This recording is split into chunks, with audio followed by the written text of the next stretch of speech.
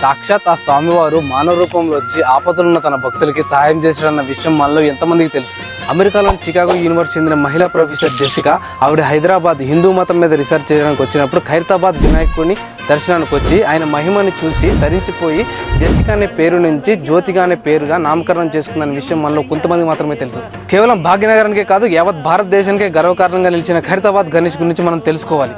1954లో start అయిన ఈ ఖైరతాబాద్ గణేష్ మహా ఉత్సవం 2025 అంటే 71 సంవత్సరాల్లోకి అడిగిపెట్టి ప్రతి సంవత్సరం విగ్రహం ఎత్తుతో పాటు తన రూపాన్ని కూడా మార్చుకుంటూ వస్తుంది.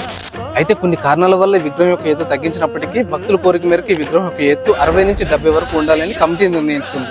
2025లో గాను ఖైరతాబాద్ వినాయకుడు విశ్వరూప మహాగణపతిగా దర్శనమిచ్చారు.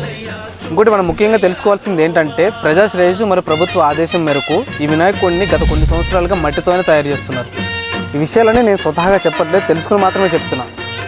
రోజుకి 1,00,000 నుండి 2 లక్షల వరకు, నిమజ్జనం రోజు అయితే దాదాపుగా 10 లక్షల మంది ఆ లంబోదరుని దర్శించుకుంటారు. చివరికి 11 రోజులు పూజలు అందుకున్న ఆ ఏకదంతుడు ఖైరతాబాద్లోని ట్యాంక్ బండ్లో నిమజ్జనం అవుతారు. ఆ విఘ్నేశ్వర ఆశీస్సులు ప్రతి ఒక్కరి మీద ఉండాలని కోరుకుంటూ అందరికీ happy Vinayaka Chavithi. Thank you. జై జై జై జై గణేశ జై జై జై